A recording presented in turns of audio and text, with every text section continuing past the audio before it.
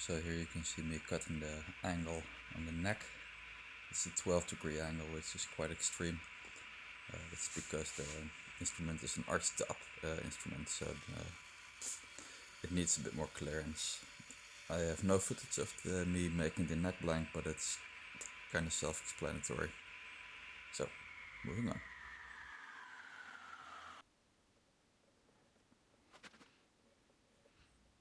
Here I'm drawing out the neck profile. I'm kind of freehanding this, using some French curves for some of the more gradual curves and stuff like that. But most of it is just freehand and, well, just seeing what looks good and what will feel right in the hands and stuff like that. And I will take this to the bandsaw later for sawing out the profile.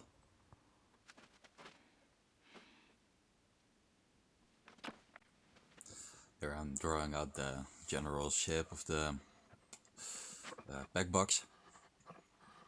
Just use my slug and bevel thingy and draw it in with a pencil. Just to have a very clear visual reference. I'll be drilling this out and further refine the surfaces with a chisel. And well, that's it.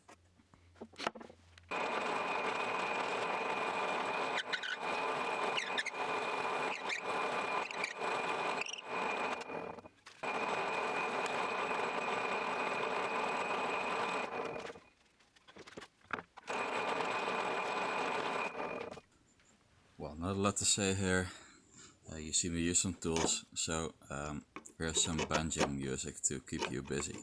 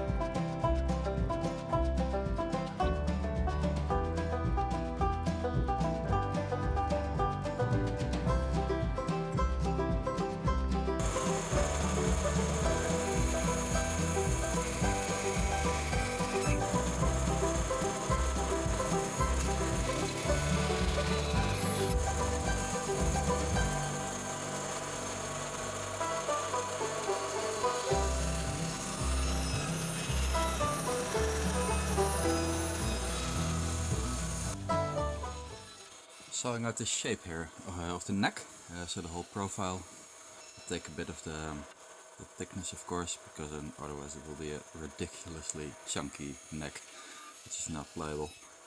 Also take off the little corners and well, just general profiling, and of course it will be rounded overall with files and shaves and stuff like that.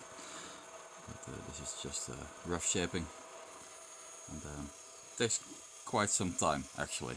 Footage is sped up 300% here, and or it's sped up until 300%, so it's 3 times faster than normal, but it still takes a heck of a lot of time.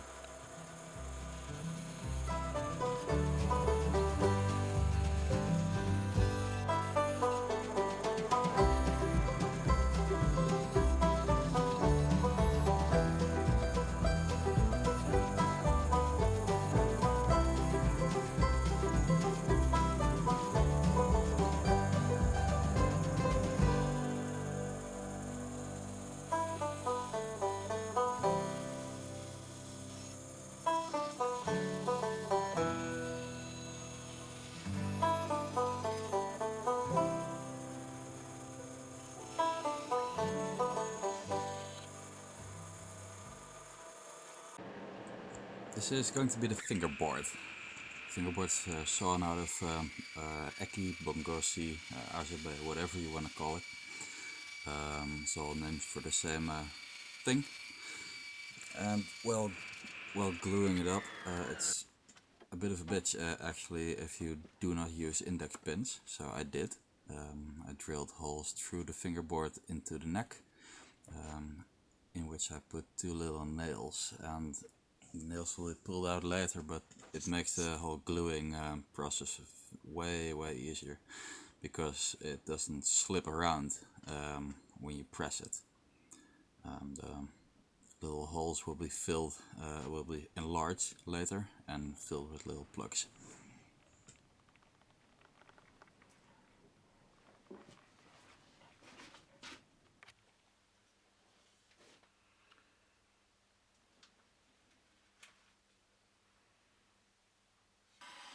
Fingerboard is getting a little radius on here. I use a scraper for that because it this kind of wood tears out very easily if you use plane. It's not a really big radius, and it's also not essential because it's a 2-stringed instrument, but I think it feels better in the hand and it looks better. Feels a bit more fancy, and that's what I'm going for, of course.